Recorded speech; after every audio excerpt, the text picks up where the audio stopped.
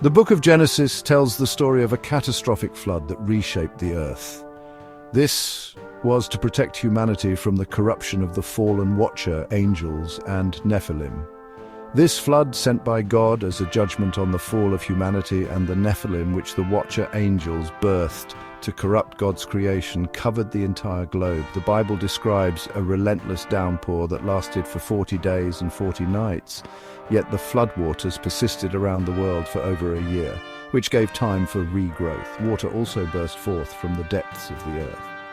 This cataclysmic event, as described in Genesis, left an undeniable mark on our planet, evident in the geological formations we see today. The Genesis account details the flood's devastating impact. All life on land outside of Noah's Ark perished. The waters surged over the highest mountains, completely submerging the earth. This event, a pivotal moment in biblical history, offers a unique lens through which to view the Earth's geological formations. The flood narrative is not just a story, it's a key to understanding the forces that shaped our world.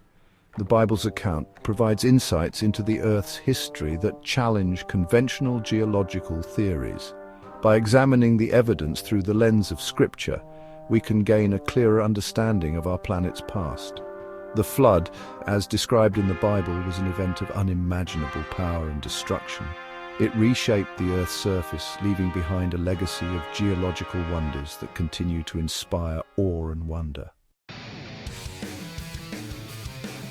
The Bible mentions the fountains of the deep breaking open, suggesting a geological event of extraordinary magnitude.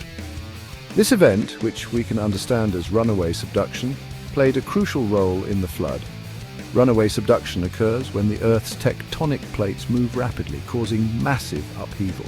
Imagine the Earth's crust shifting violently, with oceanic plates sliding under continental plates at an accelerated rate. This process, driven by immense geological forces, would have generated tsunamis of unprecedented size and scale. These tsunamis, unlike anything we witness today, would have swept across continents, reshaping landscapes and depositing sediment far inland. The friction caused by this rapid subduction would have generated intense heat, melting rock and triggering volcanic eruptions across the globe.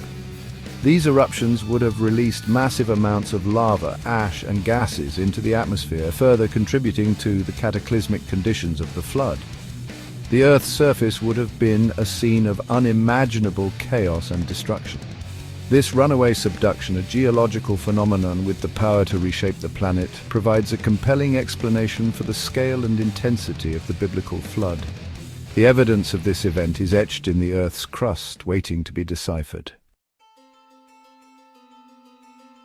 The flood, as described in Genesis, left an enduring mark on the Earth's surface, evident in the rock layers and fossils found all over the world. These geological formations provide tangible evidence of the flood's power and impact. One of the most compelling pieces of evidence is the existence of marine fossils on mountaintops. These fossils, remnants of creatures that once lived in the ocean, are found thousands of feet above sea level. This phenomenon points to a time when the Earth's waters covered even the highest peaks, just as the Bible describes. The Earth at that time was a flat Pangea supercontinent, and this event is what created the mountains and rock layers and the tectonic plate separation we see today. The flood also explains the existence of vast fossil graveyards where countless creatures were buried rapidly and catastrophically. There are even fossils of dinosaurs giving birth. This exact moment, frozen in time, could only be caused by this catastrophic event that happened suddenly. These graveyards, found on every continent, contain a jumbled mix of land and marine animals, suggesting a sudden and violent burial. This also explains similar layers all around the world. The sheer number of fossils found in these locations is a testament to the flood's devastating impact. Fossils of dinosaurs and marine life giving birth, fossils of fish-eating fish, all in the blink of an eye as the flood sediments washed over them and runaway subduction pushed them deeper into the earth. Furthermore, the presence of soft tissue and blood vessels in dinosaur bones challenges the conventional timeline of millions of years for fossilization. These findings suggest a much more recent burial, consistent with the biblical time frame of thousands of years, at least since the birth of humanity.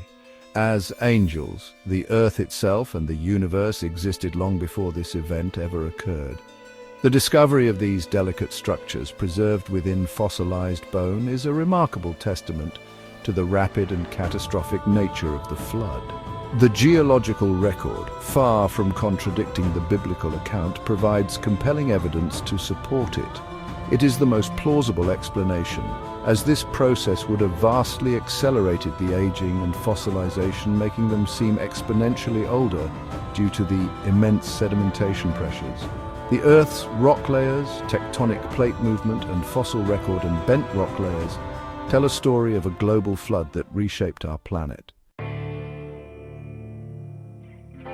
After the floodwaters receded, God made a covenant with Noah, promising never again to destroy the earth with a flood.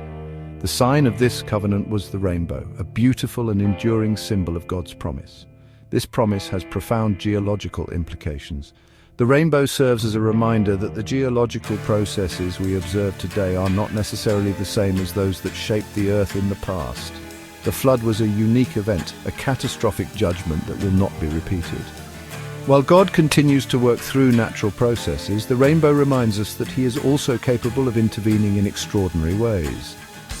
The flood stands as a testament to God's power and judgment, while the rainbow symbolizes His mercy and faithfulness. The rainbow's appearance in the sky after the flood signifies a change in the Earth's atmosphere. The floodwaters which had covered the Earth had receded, and the atmosphere was clear enough for sunlight to refract through water droplets, creating the rainbow. This suggests that the Earth's atmosphere and climate underwent significant changes as a result of the flood. The rainbow, a symbol of hope and renewal, also points towards a future when God will create a new heaven and a new earth where there will be no more death, mourning, crying, or pain. The flood, while a time of judgment, also serves as a reminder of God's faithfulness and His promise to redeem His creation.